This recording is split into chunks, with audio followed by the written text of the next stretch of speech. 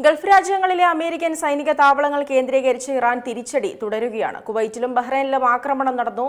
Oman തീരത്തും ആക്രമണം നടന്നതായാണ് വിവരം. ഇതിനിടെ സൗദി അറേബ്യയ്ക്കെതിരെ ഹൂതികൾ നാവിക ഉപരോധം പ്രഖ്യാപിച്ചിരിക്കുകയാണ്.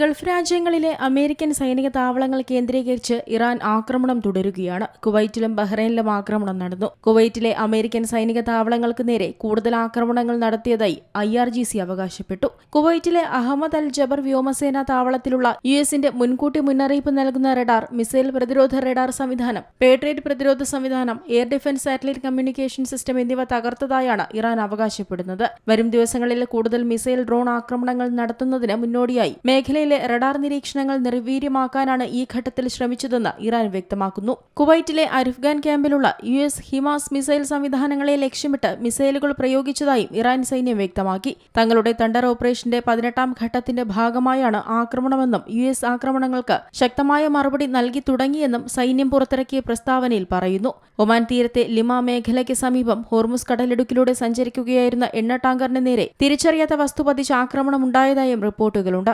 ആക്രമണത്തിനിരയായ കപ്പലിലെ ജീവനക്കാർ കപ്പലുപേക്ഷിച്ച് ജീവൻ രക്ഷാ ബോട്ടുകളിൽ രക്ഷപ്പെട്ടു. സുരക്ഷിതമല്ലാത്ത തെക്കൻ പാതയിലൂടെ സഞ്ചരിക്കാൻ ശ്രമിച്ച 2 എണ്ണ ടാങ്കറുകളിൽ വലിയ സ്ഫോടനത്തെ തുടർന്ന് വൻ തീപിടുത്തമുണ്ടായതായും വാർത്തകളുണ്ട്. ഒമാൻ തീരത്തും ആക്രമണം നടന്നതായാണ് വിവരം. തുടർച്ചയായി നടക്കുന്ന ഇറാൻ ആക്രമണങ്ങളെ സംബന്ധിച്ച് UN സെക്രട്ടറി ജനറലിനും UN സെക്രട്ടറി കൌൺസിലിനും കത്തയച്ചിരിക്കുകയാണ് ഖത്തർ. ആക്രമണങ്ങൾ അന്താരാഷ്ട്ര നിയമങ്ങളുടെ ലംഘനമാണെന്നും തങ്ങൾക്ക് നഷ്ടപരിഹാരം വേണമെന്നും കത്തിൽ പറയുന്നു. ഹോർമുസിന്റെ ഒമാൻ തീരത്തുകൂടെ കടക്കാൻ ശ്രമിക്കുന്ന കപ്പലുകൾ നിരന്തരം ആക്രമിക്കപ്പെടുന്ന പശ്ചാത്തലത്തിൽ കൂടിയാണ് കത്ത് നൽകിയിരിക്കുന്നത്.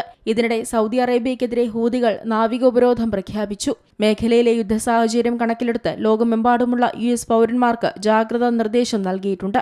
യാത്രാ തടസ്സങ്ങൾക്കും വിമാന സർവീസുകൾ റദ്ദാക്കുന്നതിനും വ്യോമപാത അടച്ചിടുന്നതിനും സാധ്യതയുള്ളതിനാൽ മിഡിൽ ഈസ്റ്റിലുള്ള അമേരിക്കക്കാർ അതീവ ജാഗ്രത പാലിക്കണമെന്നാണ് നിർദ്ദേശം. മറ്റു രാജ്യങ്ങളിലുള്ളവർ മിഡിൽ ഈസ്റ്റിലേക്കോ അതുവഴിയോ ഉള്ള യാത്രകൾ പരമാവധി ഒഴിവാക്കണം. വിദേശത്തു നിന്നുള്ള നയതന്ത്ര കാര്യാലയങ്ങൾക്കും മറ്റ് ഇറാന്റെയോ സഖ്യ ഗ്രൂപ്പുകളുടെയോ ഭാഗത്തുനിന്ന് ആക്രമണത്തിന് സാധ്യതയുണ്ടെന്ന് സ്റ്റേറ്റ് ഡിപ്പാർട്ട്മെന്റ് മുന്നറിയിപ്പ് നൽകുന്നു. അമേരിക്കയും ഇറാനും തമ്മിലുള്ള യുദ്ധ സാഹചര്യം രൂക്ഷമായി തുടരുമ്പോഴും ഇരു രാജ്യങ്ങളും തമ്മിൽ മധ്യസ്ഥ ശ്രമങ്ങൾ നടക്കുന്നതായുള്ള റിപ്പോർട്ടുകൾ പുറത്തുവരുന്നത് ആഗോള വിപണിയിൽ എണ്ണവിലയിൽ നേരിയ കുറവുണ്ടാക്കിയിട്ടുണ്ട്. International desk Zee Malayalam news. ഏറ്റവും പുതിയ വാർത്തകളും വിശേഷങ്ങളും വിരൽ തുമ്പിലറിയാൻ സീ മലയാളം ന്യൂസ് എല്ലാ ഡിജിറ്റൽ പ്ലാറ്റ്ഫോമുകളിലും ലഭ്യം.